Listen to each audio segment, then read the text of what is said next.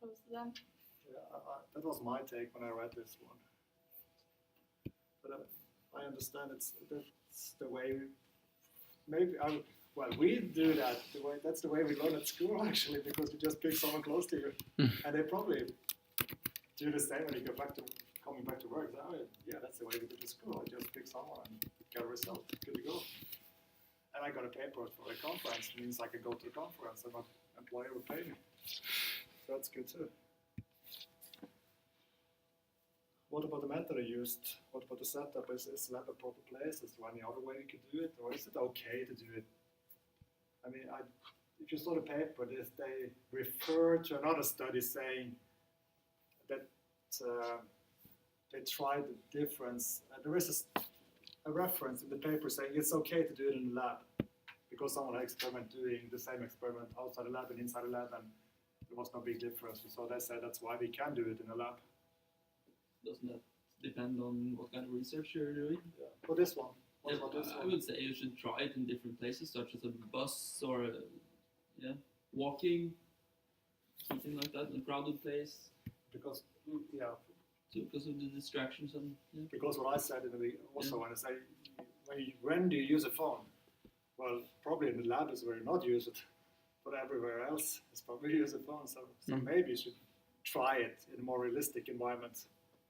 And that's something we can think about as well when we're testing our applications, testing realistic environments. So there's also the Hawthorne effect, and there were one of the testers who actually realized that it was the colors they were looking for. Yeah. So there might be that when if you have one person and the other side looking watch, they have like this, I have to do it faster to seem like I'm smarter. It's a competition, huh? Yeah. True. Yeah. Game-like. Yeah. So what do you think using the colors instead of actually pretending to be searching for web pages? What effect that would have for the experiment? Is it exactly the same to be picking up the colors as picking up the web pages? No. Texts are very different than just one single color. Yeah.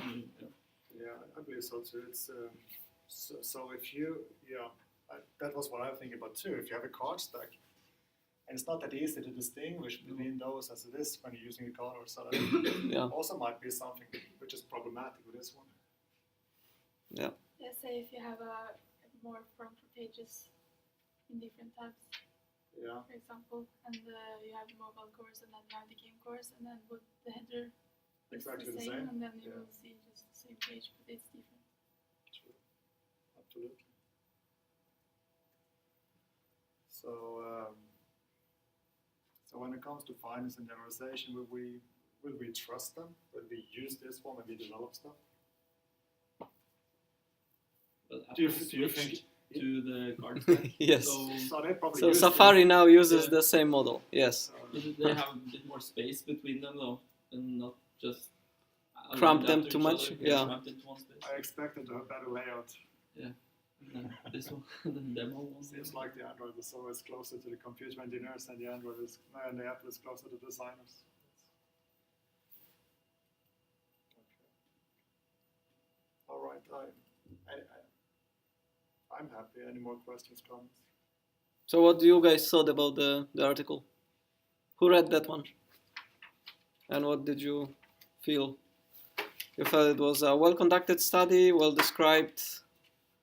It was interesting to see how they did the study. Something related to our field. Okay. I picked this one for several reasons. The first one, I liked this better than the others because the other was harder to comprehend. To put it that way, it was more. Well, the outcome, it was to me somewhere abstract. This was very concrete, and also it was very well. It was very well written in a structural way.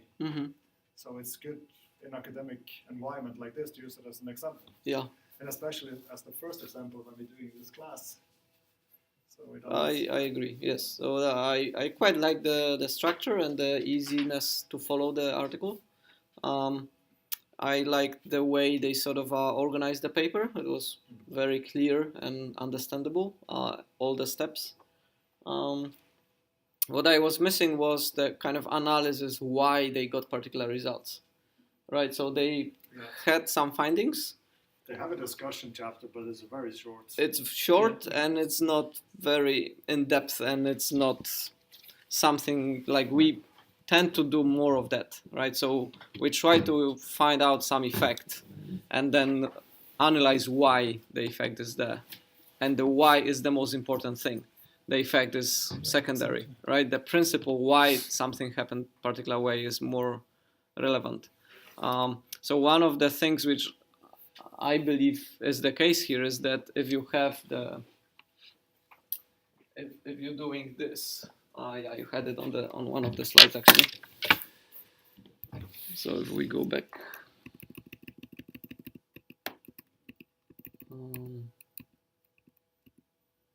yeah. So you can see with this particular layout, you have quite a lot of content for the current page, but you have almost nothing for the rest, and you only have two neighbors, right? But you can't really see a lot from the two neighbors, right? So if those are not colors but web pages, and you have the text and some images here, it's very clear of where you are, but it's not clear from that view to see what's on your left and what's on your right, because you can't even see the caption of the web page, right? You see a little bit of that. Here you have 4 instead of 3 to choose from, so you're already faster. If you have to choose, here is you already have an advantage. You're choosing 1 out of 4. Here you're choosing 1 out of 3. And you see the captions for each of those web pages, and you kind of can navigate a little bit better. So there is an advantage without running any experiment, just by analyzing of what is the actual game, so to speak, of which one sort of gives a bit more advantage to the player, right? If you treat it as a sort of a speed game of how fast can you do the task. So I was sort of lacking a clear analysis of what the actual problem is and how it works. The other interesting thing is that both Google used, so you have the scrolling this way or scrolling this way. You can turn this task around to have scrolling this way with those 2 bars here and here, and you can have that turn around this way, but then it sort of loses the banners, right? Because you wouldn't be able to read the banners, you would just have the 4 stripes. So I don't think the direction of the swiping is important. I think what you present, how the content is presented is important. So this scrolling works better, not because it's this scrolling, but because you can see the captions. You can read the captions. So Google had they had a model for killing the task, so you could go and see all the apps which you run. And originally they had it as full small. So if that's, yeah, let's say, actually it was on the left hand side. So if that's the screen, they put the name with a small image, a screenshot of the app, and you could squeeze 3 or 4 at the time, and then you could swipe them out, right? So you could see all the tasks, you could scroll up and down, and then by swiping sideways you could kill them, right? And I really like that one because it gave me kind of like when I have to kill a task, I have to find it, and to find it, it's easy for me to see the screenshot of the app and then quickly see which app it is and then swipe it out. They changed it to the card deck, right? So now it's not like that. It's like you have the screenshot, and it's like it's a stack. And it's kind of hard for me to find the one which I need to kill because I kind of have to see the captions, the titles of the apps. It's much slower for me to kill the apps now. So there are some advantages of a card deck, but there are some advantages of the full screen snippets of what the content is too. And so Google made it kind of a more consistent, so they have the killing of the tasks and the browser behavior similar. And now to kill the task, you have the X. Oh no. Right? That's horrible. And how big is the X? Or how small? exactly. And one of the principles for the mobile development is not to have X to close the windows, right? Because it's sort of difficult to do that. So why? The question is why. I don't know exactly. So I think they sort of messed that up a little bit for consistency's sake. It's not as nice as it could be. So Apple did migrate it with the latest Safari to the, basically to that deck of cards. But for killing the apps, they did what Google had before, right? So for browsing, Apple did what seems to work better. They are using the card deck.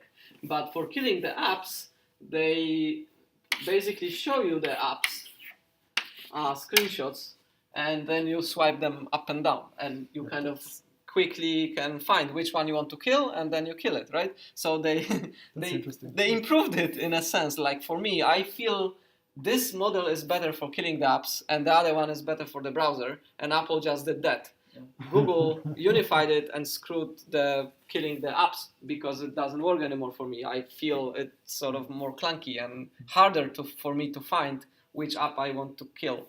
So that's kind of an interesting development that they are doing their research, they're doing some analysis, and Google kind of went with uniform kind of design, not with the usability probably. Probably not. Yeah, because I mean that's my perception, of course. So I'm biased and blah blah blah. So you can't really take it as a scientific result. But I do feel the Apple model and the original Google model for finding the app and killing it is better than the one with the card stack cards, because I don't need to read the text to find the app which I want to kill. For web pages, sometimes you just have text, you have nothing else. So you have 2 screenshots of the pages with text. You have to read the text because you can't recognize which one is which.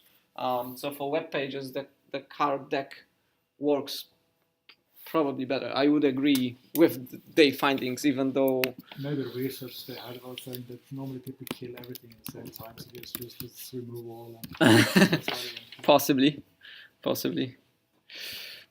All right, so let's have a short break, and then we reconvene and discuss the other articles.